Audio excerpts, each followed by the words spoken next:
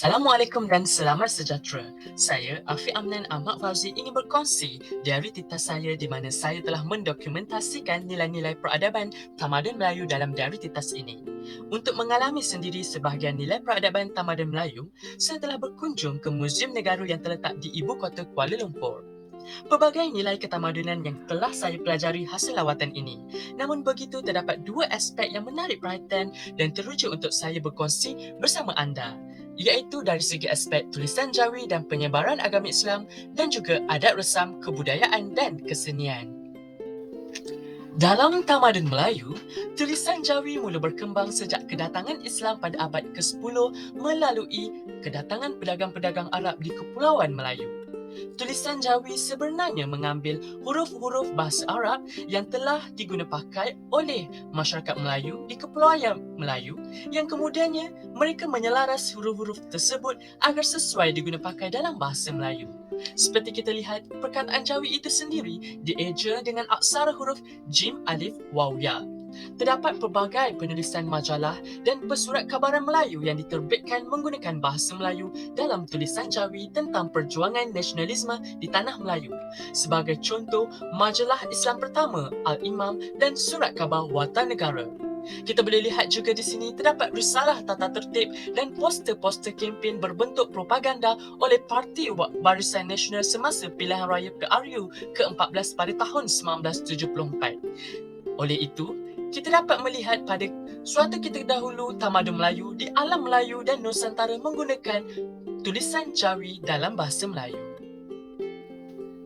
Mengikut sejarah, pada asalnya tamadun Melayu itu dipengaruhi oleh agama Hindu-Buddha dan kepercayaan animisme. Namun begitu, kedatangan pedagang Arab bukan sahaja memberi impak kepada penulisan dan bahasa, ia juga telah berjaya membawa satu pegangan agama Islam yang kuat dalam masyarakat orang Melayu. Sehingga kini, bangsa Melayu itu sendiri dikenali dengan bangsa yang beragama Islam. Terdapat beberapa bukti yang menunjukkan agama Islam itu sendiri telah tersebar dalam tamadun Melayu dari sejak dahulu lagi. Sebagai contoh, Batu Ibn Sardan 213 dalam tulisan Jawi merupakan munculnya peradaban Islam di Lembah Bujang sejak dahulu lagi. Selain itu, barangan seramik juga dijumpai yang dihiasi dengan kalimah suci dalam bahasa Arab seperti kalimah Bismillah, Zikrullah dan petikan-petikan ayat Al-Quran dan hadis. Baju berayat ini merupakan baju dalam yang dipakai sebagai pendinding ketika berperang yang disulam dengan kalimah ayat suci Al-Quran. Ia dianggarkan berusia 100 tahun. Boleh kita lihat di sini diorama yang menunjukkan peristiwa pengislaman Raja Melaka, iaitu Seri Paduka Maharaja Parameswara oleh seorang ulama Syahid Abdul Aziz dari Jeddah dengan pengiringnya.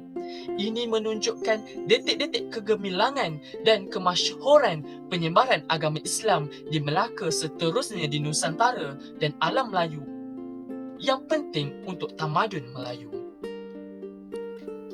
Seterusnya, kita beralih kepada adat Islam, kebudayaan dan kesenian.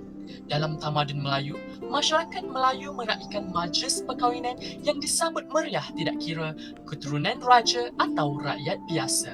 Pelbagai adat istiadat termasuklah acara persandingan yang merupakan acara kemuncak. Kedua-dua mempelai akan duduk di atas pelamin persandingan yang unik dan cantik. Pengantin lelaki akan memakai baju kurung cekak musang atau lebih dikenali sebagai baju Melayu bersama tengkoloknya dan keris. Manakala pengantin perempuan dipadankan dengan baju kebaya labuh yang kebiasaannya dihasilkan menggunakan kain songkit yang menunjukkan kehalusan seni dan reka corak masyarakat Melayu. Majlis persandingan akan disertai dengan dulang-dulang hantaran dan juga bunga telur yang melambangkan kesuburan yang akan diberikan kepada tetamu-tetamu yang hadir. Selain itu, teruja untuk saya kongsikan mengenai persembahan wayang kulit dalam tamadun Melayu. Wayang kulit merupakan teater tradisional orang Melayu yang menggunakan prinsip cahaya dan bayang. Pelbagai watak khayalan yang dimainkan oleh Tok Dalang mengikut kesesuaian penceritaan dan terbias pada kain putih atau kelir yang diregangkan untuk menampan bayangan tersebut. Antara jenis wayang kulit ialah wayang kulit Jawa dan wayang kulit Kelantan. Kebanyakan cerita wayang kulit Kelantan berdasarkan hikayat Seri Rama yang merupakan saduran kitab Ramayana, manakala wayang kulit Jawa berasaskan kisah epik daripada kitab Mahabharata dan Ramayana.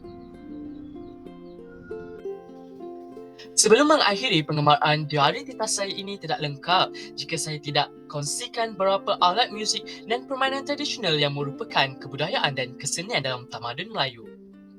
Gamelan Melayu merupakan tradisi tarian dan muzik yang berkembang di istana dikenali joget Pahang atau joget gamelan Terengganu.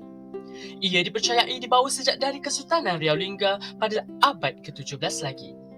Selain itu, nobat ialah genre muzik Arab yang diperkenalkan di Istana Raja Melayu pada kurun ke-13 Masihi. Ia dimainkan semasa pertabalan, perkahwinan, kemangkatan dan majlis-majlis perayaan keluarga diraja. Terdapat pelbagai permainan tradisional yang dimainkan oleh masyarakat Melayu dalam tamadun Melayu.